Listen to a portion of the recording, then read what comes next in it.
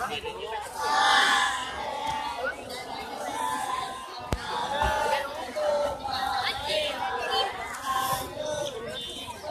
baik, hari ini saya akan tunjukkan sesuatu yang cukup menarik sekali. Okey, dalam botol ini mengandungi campuran campuran hidrogen peroksida, pencuci pinggan dan juga pewarna.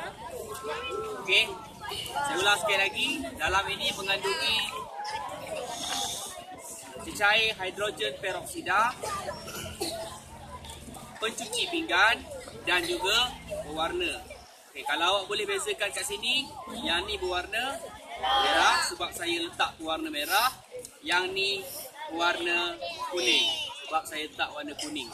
Dan apa yang membezakan kedua-dua botol ini ialah isi padu. Isi padu bukan air, tak ada air pun. Isi padu hidrogen peroksida. Benda apa tu? Apalah, nanti saya terangkan apa ni. Isi padu hidrogen peroksida yang berbeza. Yang ni saya letak banyak, yang ni saya letak sikit. Ini pun banyak sebenarnya. Okey, baik.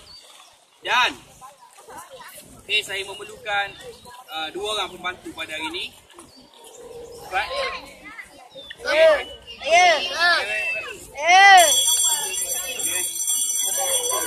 Abad.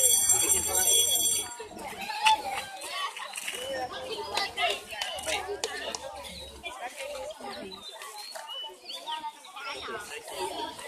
Okey, ini pula ialah yeast. Okey, yeast.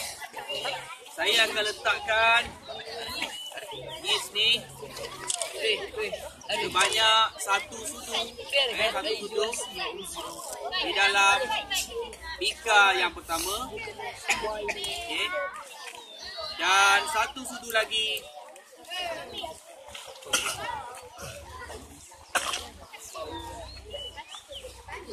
di bika yang kedua.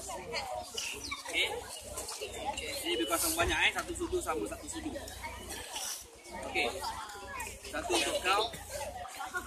Okey, 1 untuk kau. Baik. Ini pula ialah air suam. Ini apa? Air suam. Okey. Irfan Daniel akan ambil lebih kurang 3 sudu air suam masuk dalam ni, kacau. Saya juga akan ambil 3 sudu air suam dan akan kacau. Okey, boleh ambil kau. 3 sudu Batu ah.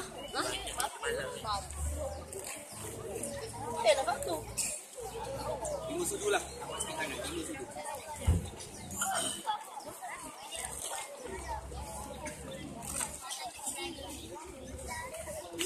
Okey, kacau. Dia orang akan kacau campuran air suam dan juga yeast ni selama lebih kurang 30 saat. Terus masuk ke tu.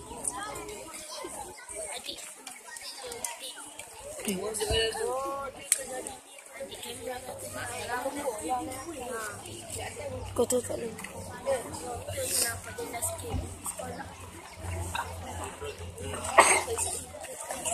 Okey, baik. Jam sedia? Jam sedia untuk menyaksikan? Baik. Belum berapi. Kenapa nak naik benda?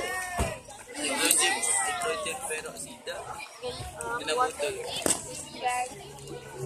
dengan yang air tu benda ni. satu sudu air suam. Tadi efek dengan air suam. Okey. Irfan Daniel akan tuang dalam ni, dalam yang berwarna kuning. Saya akan tuang dalam larutan berwarna merah. Okey, saya kira 1, 2, 3 Tuang dengan cok. Okey, saya kira 1, 2, 3. Cepatlah baby. Oh, betul lah. Malam. Okey, kita lihat apa yang berlaku. Lari.